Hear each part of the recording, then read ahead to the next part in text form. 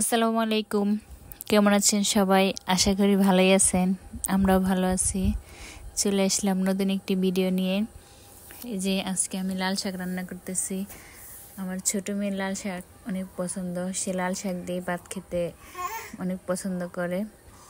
সে লাল শাক দিয়ে আজকে ভাত খাবে, তার জন্য আজকে নরম করে শাক রান্না করলাম। কিন্তু ওর বাবা আবার এভাবে নরম করে শাক খায় না, সে একটু অসুস্থ।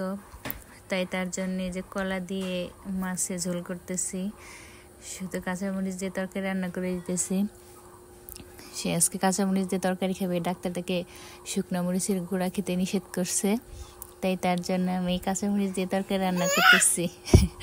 এখানে আমি ভয়েস দিতেছি, আর আমার মেয়ে আমার কথা শুনে হাসতেছে, সে চিৎকার করতেছে।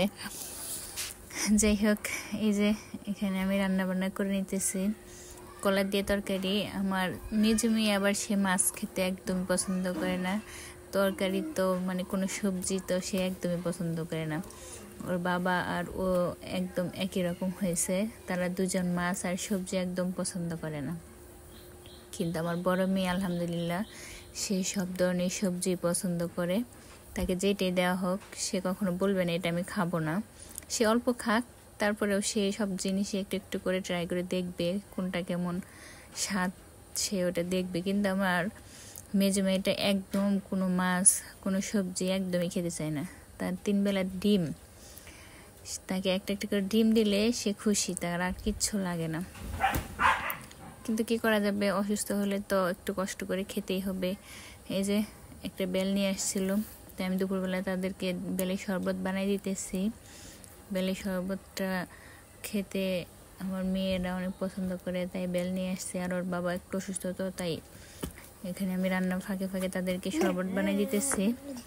এখানে এই যে আমার রান্নাটাও হয়ে যাইতেছে, এদিক দিয়ে আমি শরবতটা বানিয়ে নিতেছি যাতে আমার মেয়েরা মাদ্রাসা থেকে এসে খেতে পারে।